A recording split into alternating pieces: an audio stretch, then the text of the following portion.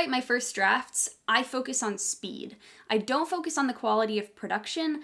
I just focus on getting as much of the story into my first draft as I can, so I have a chunk of material to play with and edit and revise and shape into the book that I ultimately want to create. Because I put speed first and put quality second, there are quite a few things that I don't think about, or at least try not to think about, because my perfectionistic brain really likes trying to think about these things, but I try not to think about when I'm writing my first draft. So in this video, I'm going to share with you these 5 things that I don't think about when writing my first draft, just because that helps me write faster and it helps give me more material to work with and shape as I'm discovering my story and trying to get my book on paper.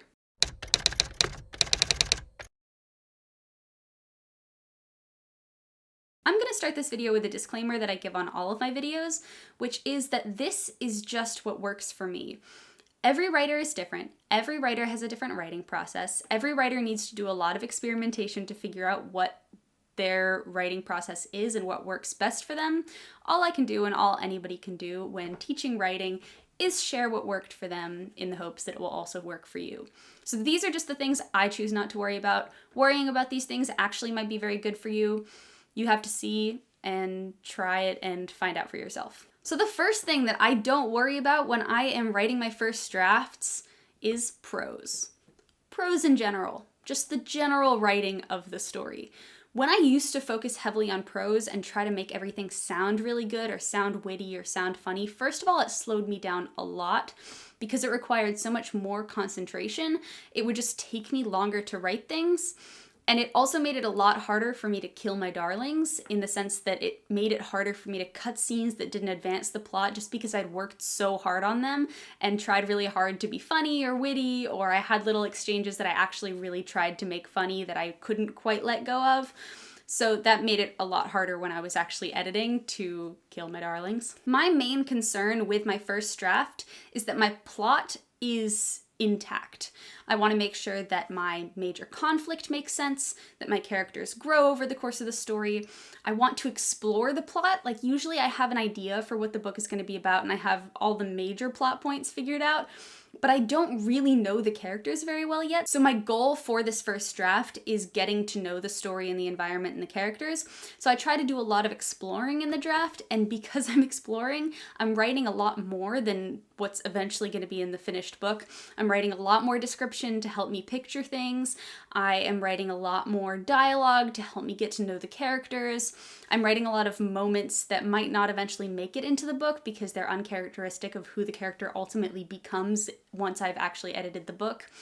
I really like to explore in my drafts, so I need that extra freedom to be able to do that. And I can't really do that if I'm worried about how everything is sounding and if I'm trying to make it perfect on the first try. So I don't worry about things like showing versus telling. I naturally try to err on the side of showing. I am a very visual writer, so my writing naturally errs toward the side of showing, but I can tell as much as I want to in my first drafts. I don't hold myself to any high standard. I just try to write as fast as possible, and if it's like, oh, I feel confused because XYZ and that's what comes out the fastest, that's what I write in the draft. I let myself use as many adverbs as I want. Those are easy to get rid of. I let myself use all of my crutch words, all of the little emotion tags that I want to. I don't read through any of the chapters to make sure that it all flows well. I just write whatever I want, even if I've said my stomach grumbles 7 times on the same page. I just throw it all in there just because I'm trying to get something on the page. I can fix it later. Not thinking about prose is actually really freeing. It takes a minute to get used to because it's hard to switch out of the editing mindset and into this anything goes, let's just throw as much as we can onto the page and see what sticks mindset. But once you're in it, it's really, really fun because you don't have any negative voice inside of you saying, oh, this isn't well written, or oh, you could do better than this, because no one else is going to read this draft except for you, and your only goal is to explore the story and see the world. So you can just throw as many adverbs as you want on there and you can enjoy adverbs. Because adverbs are fun. They're like guilty pleasures. They make life easier. So enjoy them. The second thing I don't worry about when I'm writing my first drafts is voice. This includes dialogue and also any unique character voices, both in dialogue and in first-person prose. I write my books from first-person present tense point of view, so every single thing is filtered through the eyes of one of my characters, which means that all of my chapters, just every single sentence of my book, needs to sound like it's being spoken or thought by a 16-year-old. And not just any 16-year-old, like that specific 16-year-old. Like my very polite girl who was raised in a graveyard by ghosts does not speak the same as my rebellious teenager who's had a really rough childhood and just hates the world and listens to a lot of David Bowie. I've spent a lot of time trying to figure out what these characters sound like and being able to hear them in my head while I'm writing. Like when I'm reading things, if I focus, I'm able to say, okay, that doesn't sound like something this character would say, and this does sound like something they would say. But doing that takes a lot of concentration and work, and when I'm drafting, it really slows me down trying to filter everything through their unique character voice. I can do that while I'm editing, but I don't do that in my first draft because it slows me down. I can convert anything that isn't written in their voice to something that is written in their voice during the editing stages, but if I try to do that in the first draft, it just slows me down, and I could be spending a really, really long time writing something that is not that good, but it does end up sounding like it could be spoken in their voice, but it doesn't actually advance the plot forward, and I just need to cut it. I also don't worry about my dialogue. I don't think about whether or not it sounds like something somebody would actually say. I don't go back and read it out loud. I don't overthink it. I don't make sure that all the lines of dialogue sound like something that would be written in a character's voice. If it comes out naturally, great. If it doesn't come out naturally, I don't worry about it because I can go back and do that during editing. In one of my editing passes, I literally highlight every single line of dialogue and make sure that all the dialogue moves the scene and all the dialogue does match the character's voice who's speaking that dialogue, but I don't do that in the first draft. You can write something that doesn't sound at all like something a real human would say in dialogue that literally advances the story. If it helps you when you're getting to know the world, you can literally write exposition in your dialogue, just straight flat out exposition that you probably wouldn't do in a final piece of writing. But as long as it gets on the page and as long as you're understanding something else about your characters or your world or you need it to advance the plot, I still write it. Voice is critically important when you're writing fiction, especially first-person fiction, but at least where I am right now as a writer, I'm not confident enough to be able to bring that voice into my first drafts. I'm still working on it, and I need to focus hard in order to have that go into my writing. So I prefer not worrying about it when I do my first drafts and doing that in editing pass, just because it helps separate it in my mind. The third thing that I don't worry about at all when I'm writing my first draft is my major theme. A lot of times, I don't know my major theme until after I've written a first draft of the book. I have characters, I have a cool world, I have a cool conflict, I want to explore it, but I don't really know what the story is about until I've written an entire draft, and I can look at it through a critical eye and say, okay, I spent a lot of time talking about this, and this is really what I was drawn to when I was drafting the story. So I think that's where the story is, and I think that's where the major theme is. I don't ever have a major theme going into writing a story, at least I haven't had one yet.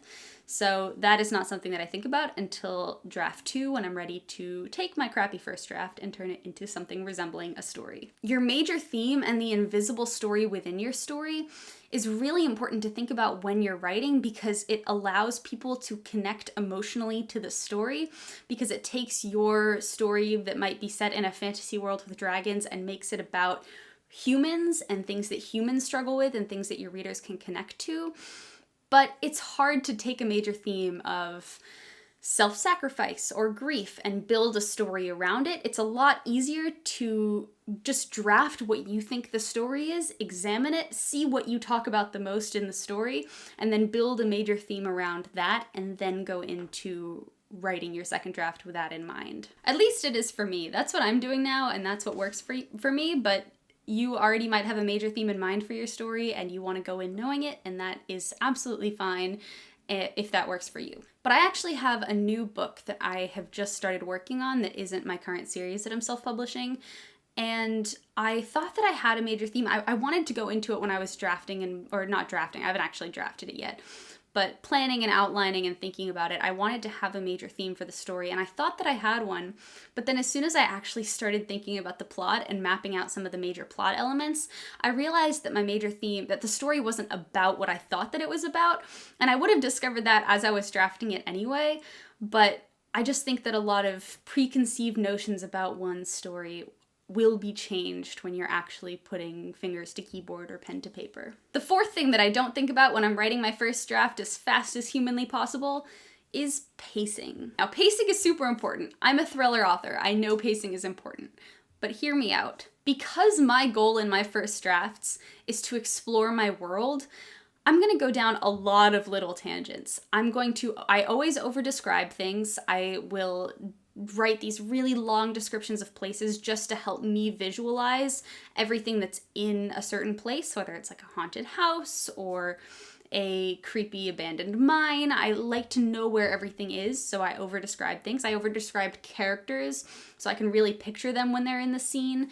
And because I'm doing a lot of exploring and I don't really know everything that's going to happen yet, I tend to go down all these little side quests that don't actually end up progressing my story and that all get cut when I'm rewriting the story. All of these side quests and all of this unnecessary description make my chapters a lot longer than they should be, so it means that I have a lot of cutting to do when I actually get to working on the second and third and fourth drafts of the book.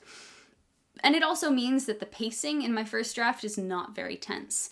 I'll have long sections of just description, I'll have long conversations that are far longer than they need to be, but I don't really think about keeping readers on their toes when I'm writing my first draft, because my first draft is for me, it's not for anybody else. My first draft exists for me to better understand the story. The act of writing the first draft is about helping me discover what the story is about, what I love about the story, and then I can make it readable for other people when I'm editing it. It's a lot easier to be objective when you are looking at it from the editing side, when you're looking at it analytically and you're trying to understand how to best move things around in order to optimize the reader experience. When you still don't even know what your story is about, it's a lot harder to think about the reader. So be very selfish when you're writing your first draft. It's all about you. It's not about anybody else. Enjoy this little bubble of creativity where you can just be by yourself doing something that you love, writing a story that you love for nobody else. Just start thinking about other people after you already have a completed manuscript and you're looking at getting it readable for other people, because my first drafts are not readable by anybody. They're horrible. And the fifth thing that I don't think about, and this kind of goes without saying, is editing. Editing in general. I am a kind of writer that doesn't go back and edit as I write. I know a lot of people do. I applaud them for being able to do that because their first drafts are probably a lot more polished than mine, but I just find that as soon as I start editing or going back or doing anything, I will tap into that little perfectionistic part of my brain, and then it becomes a lot harder to allow myself just to absolutely suck. It takes a lot for me to allow myself to be terrible at this thing that I try really hard to be good at, and so as soon as I allow myself to start second-guessing things and fixing things and tweaking things, it's just this horrible black hole that I fall into where I just can't, it becomes crippling. I can't actually move forward in my draft unless I think it's good, and then I just get very rigid and all of my drafts end up petering out some way in the middle just because I can't actually bring myself to finish them because I get too overwhelmed. That's why I don't edit as I draft. If you can edit as you draft, mad props, huge kudos. I applaud you. You should absolutely keep doing that if that works for you. Doesn't work for me, so this is what I do. But if you are trying to write a book as fast as you possibly can, I would really recommend trying not editing at all, because it's a lot harder to write a book really quickly when you're going back and editing at the same time. The only reason I was ever able to participate and complete a book for National Novel Writing Month or NaNoWriMo in November is because I didn't edit as I go and I just focused on speed and I didn't focus on any of the things that I just mentioned. If I'm focused on any of those things, I would have been way, way slower and it would have been harder for me to actually complete the manuscript. But I do value all of these things and I do think about all of these things. I just don't think about them right at the beginning of my process. I draft for the first time, and then I will think about these things and then draft for the second time. And then actually I don't really think about prose until a little bit down the line. I don't think about prose at all until my plot is exactly how I want it to be. So I try to divide it up. So that's all I have for this video. As I said at the beginning, this is just me sharing my own personal insights because I'm a writer and I do this a lot, but what works for me might not work for everybody. But if you are looking to write faster, these might be some things just to keep in mind. If you are interested in seeing a video about all the things that I do focus on when I'm writing my first If you are interested in seeing a video on all the things that I actually do focus on when I'm writing my first drafts, comment down below and let me know because I would be very happy to make it. If you enjoyed this video, please make sure to like it and also subscribe to my channel. I make videos sharing resources that have helped me and my own personal insights about things that have really helped me grow as a writer. I am the author of They Stay, which is a young adult supernatural thriller with ghosts in it, and it is the first book in a planned out 5-book series. We'll see how many books it actually goes to, but the third one is coming out in January. I have a lot of stuff planned for these characters, so I want to make sure that I have enough time to get to everything. I hope you have a fantastic week, everybody, and as always, happy writing.